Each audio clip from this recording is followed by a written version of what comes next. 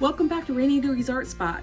This next color mixing video is I'm going to stick with mixing blues. I have quite a variety of blues on my palette. I've got cobalt, ultramarine, I've got royal blue, indigo, and then also cerulean, which is kind of a sky blue. It's one of the colors you'll see in the sky. So I wanted to focus on that one today, mixing cerulean with a variety of oranges, and see what different colors you get when you mix those.